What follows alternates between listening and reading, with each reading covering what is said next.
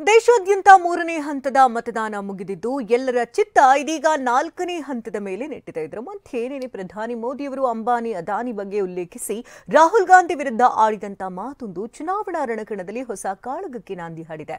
ಮೋದಿಗೆ ಅಣ್ಣ ತಂಗಿ ಜಂಟಿಯಾಗಿ ಅಟ್ಯಾಕ್ ಮಾಡಿದ್ದಾರೆ.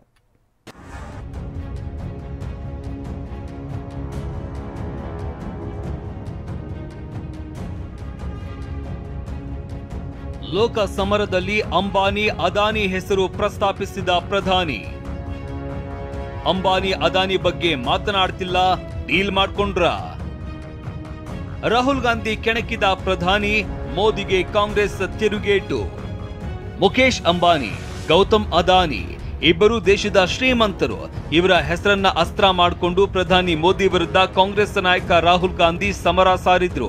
ಆದ್ರೀಗ ಇವರ ಹೆಸರನ್ನೇ ಬಳಸಿ ಮೋದಿ ರಾಹುಲ್ ಕಾಲೆಳೆದಿದ್ದಾರೆ. ತೆಲಂಗಾಣದ ಚುನಾವಣೆ ಪ್ರಚಾರದಲ್ಲಿ ಮಾತನಾಡಿದ ಮೋದಿ, ಶ್ರೀನಿವಾಸ್ ರಾಜು ಮುರ್ರಾ ಎಮ್ಮೆ ಸಾಕಿ 1 ಎಮ್ಮೆಯಿಂದ 3.5 ಲಕ್ಷ ಗಳಿಸ್ತಿದ್ದಾರೆ. ನೀವು ಕೂಡ ಅವರಿಂದ ಕಲಿಬೇಕಾ? ಅವ್ರ ಜೊತೆ ವಿಡಿಯೋ ಕಾಲ್ನಲ್ಲಿ ಮಾತಾಡಬೇಕಾ? ಈಗಲೇ ಫ್ರೀಡಮ್ ಆಪ್ ಡೌನ್ಲೋಡ್ ಮಾಡಿ. ಕಳೆದ 5 ವರ್ಷದಿಂದ ರಾಹುಲ್ ಮಾತೆತ್ತಿದ್ರೆ ಅಂಬಾನಿ ಅದಾನಿ ಅಂತ ಬೈತಾ ಇದ್ರು.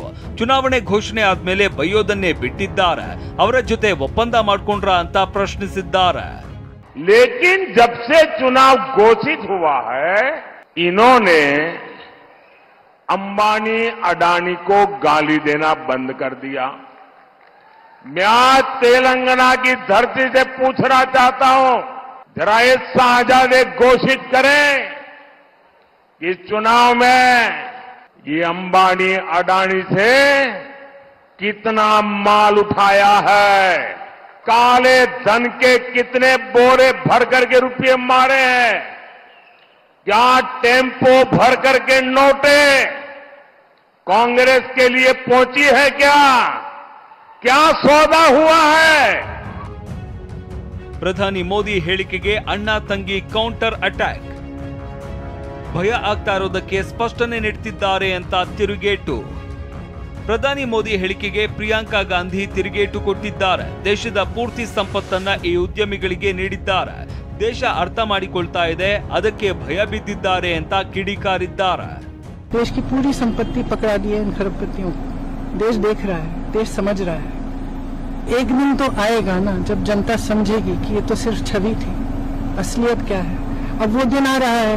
जब वो दिन आ रहा है तो घबराहट हो रही है तो सफाई दे रहे हैं. ರಾಹುಲ್ ಗಾಂಧಿ ಕೂಡ ಮೋದಿಗೆ ಟಾಂಗ್ ಕೊಟ್ಟಿದ್ದಾರೆ. ಎಷ್ಟು ದಿನ ಕೋಣೆಯೊಳಗೆ ಅಂಬಾನಿ ಅದಾನಿ ಬಗ್ಗೆ ಮಾತನಾಡ್ತಾ ಇದ್ರಿ, ಆದ್ರೀಗ ಬಹಿರಂಗವಾಗಿ ಮಾತನಾಡಿದ್ದೀರಿ, ಹೆದರಬೇಡಿ ಮೋದಿಜಿ ಅಂತ ಕುಟುಕಿದ್ದಾರೆ. नमस्कार मोदी जी, थोड़ा सा घबरा गया? नॉर्मली आप बंद कमरों में अदानी जी अंबानी जी की बात करते हो. पहली बार आपने पब्लिक में अदानी अदानी अंबानी बोला.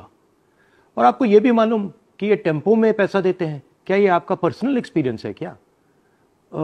एक काम कीजिए, सीबीआईडी को इनके पास भेजिए ना, पूरी जानकारी करिए, इंक्वायरी कराइए, जल्दी से जल्दी कराइए, घबराइए मत मोदी जी. ಪಿತ್ರಾರ್ಜಿತ ಆಸ್ತಿ ತೆರಿಗೆ ಬಗ್ಗೆ ಪ್ರಸ್ತಾಪಿಸಿ ವಿವಾದಕ್ಕೆ ಸಿಲುಕಿದ್ದ ಸಾಗರೋತ್ತರದ ಕಾಂಗ್ರೆಸ್ ಅಧ್ಯಕ್ಷ ಸ್ಯಾಮ್ ಪಿತ್ರೋಡಾ ಇದೀಗ ಭಾರತದ ಪೂರ್ವ ಭಾಗದವರು ಚೀನೀಯರಂತೆ, ದಕ್ಷಿಣ ಭಾಗದವರು ಆಫ್ರಿಕರಂತೆ ಕಾಣ್ತಾರೆ, ಪಶ್ಚಿಮದವರು ಅರಬ್ಬರಂತೆ, ಉತ್ತರದವರು ಬಿಳಿಯರಂತೆ ಕಾಣ್ತಾರೆ ಅಂತ ಹೇಳಿ ವಿವಾದ ಸೃಷ್ಟಿಸಿದ್ದಾರೆ.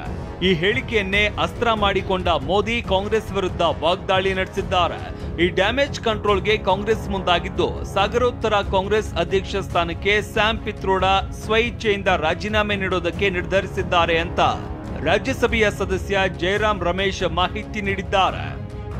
3 ಹಂತದ ಚುನಾವಣೆ ಬಳಿಕ ಮಾತಿನ ಅಸ್ತ್ರ ಪ್ರತ್ಯಾಸ್ತ್ರಗಳ ಪ್ರಯೋಗ ನಡೀತಾ ಇದೆ. ಇನ್ನು ಯಾವೆಲ್ಲ ವಿಚಾರಗಳನ್ನ ಚುನಾವಣೆ ಅಖಾಡಕ್ಕೆ ಎಳೆದು ತರ್ತಾರೋ ಕಾದು ನೋಡಬೇಕಿದೆ. ಹರೀಶ್, ಟಿವಿ9 ನವದೆಹಲಿ.